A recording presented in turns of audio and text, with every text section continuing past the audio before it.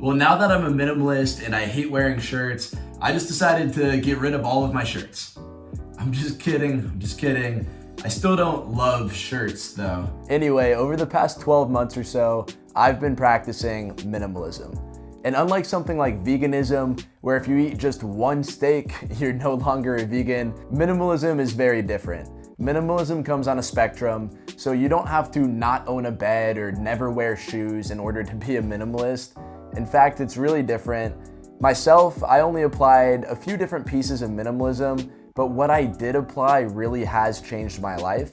And so whether you call yourself a minimalist or not, I really think implementing some of the practices behind it can be super beneficial. And to be honest, when I first heard about minimalism, I really thought it wasn't for me. I didn't want to get rid of a bunch of things. It was really daunting, but I'm so glad I gave it a shot because it really has helped me in my life. And contrary to popular belief about minimalism, I do own some things, like my llama Carl, for instance. He's always there with me on my desk. My story of how I even got into minimalism is probably similar to a lot of other minimalist virgins. Or, I mean virgins to minimalism, like new to minimalism.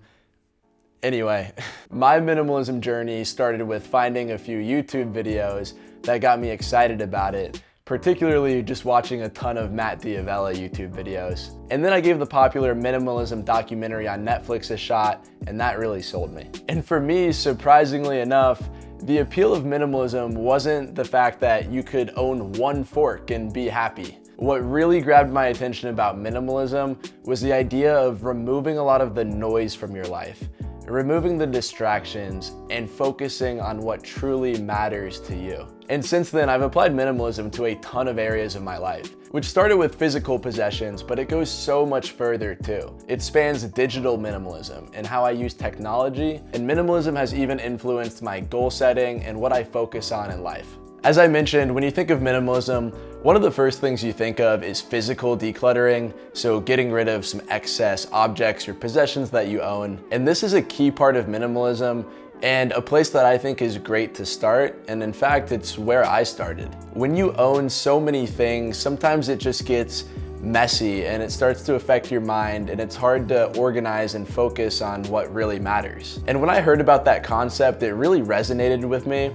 And I was about to make a huge transition from graduating college to starting my real life with working in a new city. And fortunately, I learned about minimalism right before my move. So about a few months before my move, I started really taking inventory of my physical possessions. I made it a goal for myself that when I moved to my new city, that the only things I could bring are the possessions that would fit in my car. This caused me to get very intentional about what I owned, and it was such a great exercise because it made me realize that a lot of the things that I've been holding on to weren't bringing me any value and weren't bringing me any joy or happiness. And the point of physical decluttering isn't to just get rid of everything and then make yourself feel bummed or sad about it. If you truly love an item, then by all means keep it. But what I found is that I was holding on to a lot of things that were holding me back personally. And one of the hardest parts about the physical decluttering was my closet, was figuring out which clothes I was actually going to keep or discard. It probably took me 2 or 3 passes through my closet to eventually narrow it down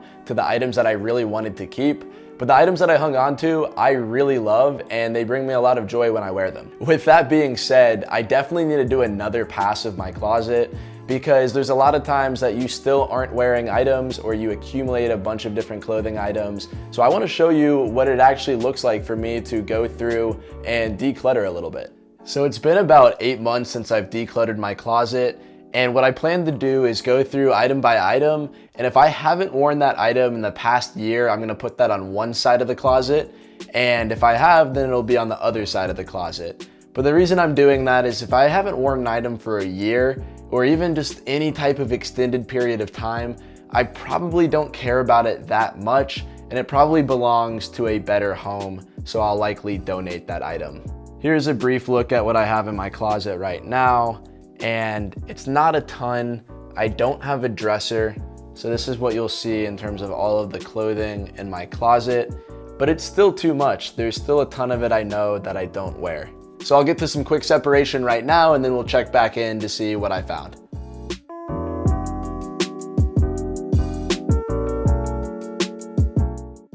So that only took me about 10 or 15 minutes. I found a lot of items that I'm still not wearing. And I did note that a lot of it is because I'm still work from home, but these are all of the clothes that I haven't worn in the past year, and I decided that I don't need anymore and that these clothes deserve a better home. What I will do sometimes for a sentimental clothing item that no longer fits or for whatever reason I shouldn't hold on to anymore, I keep an album on my Google Photos just called Sentimental. And in there I'll take a picture of that piece of clothing or whatever that item might be before I decide to donate it. And then I can always go back and at least look at those things without having to physically have those in my possession for the rest of my life. Now, unfortunately, one of the items that didn't make the cut was this shirt right here, this Natty Light Natter Day shirt. And no, it's not because I think I'm old and beyond that, but I just own another Natty Light shirt, and I find myself loving that other Natty Light shirt that I own way more. And so I just don't need this one anymore, and someone else will appreciate getting the shirt. Well, this is always hit or miss, but we'll see if it works out. We'll give it a shot.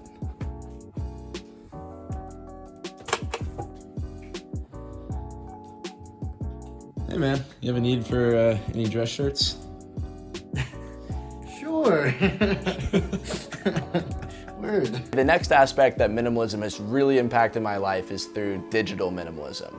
And this is similar to physical minimalism, where it's just focused on lowering the amount of inputs or noise that's coming through your digital devices.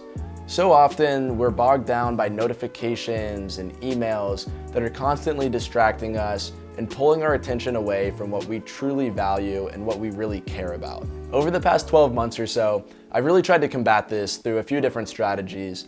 One of them has been turning off all of my notifications completely, except for texts from a few specific people, like my family, and also my calendar notifications. And then one other concept that I've applied that's helped a ton is something called batching.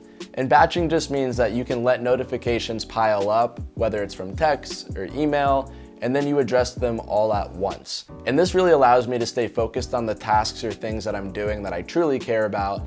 And then when I have messages or emails to attend to, I can do that all at one time, so they're not mixed in throughout my day and distracting me from the things that I truly want to be focused on. And similar to the physical minimalism aspect of all of this, I'm still working on this. I'm nowhere near perfect with either, but now it is top of mind, and I'm constantly thinking, are the digital inputs that are always coming in, are they truly a positive impact to my life? Or are they primarily serving as a distraction from what I actually care about? Finally, and probably most importantly, minimalism has most impacted me in terms of goal setting and me deciding where do I spend my time. In the past, I used to be all over the place when it came to goal setting. I'd set upwards of 30 goals per year, and I would constantly be running all over the place, trying to accomplish a million different things with very little direction of what I cared about. I would just try to do everything I possibly could. When I was introduced to minimalism, I really began to focus on 2 or 3 main goals, main priorities that I wanted to accomplish. That has been so impactful because now with my time and my energy, I know I'm placing them toward things that I really care about. And that is so impactful because I feel very intentional now about how I'm spending my time. I know that when I spend time to make a YouTube video or go to the gym or do a few other things in my life, that it's part of a few small priorities that I have, and it makes me feel really great spending time on those things. So whether or not you decide to become a minimalist or you're just learning about it, I would really encourage you to sit down and think about the few priorities you have in life that you really care about and figure out if that's where you're actually spending the majority of your time. Thank you so much for watching. I hope you remember that less oftentimes is more. And in the spirit of digital minimalism, if you had to subscribe to one YouTube channel, hopefully it's me. Hopefully you found some value from this digital usage. And with that being said, I hope you guys all have a phenomenal week ahead.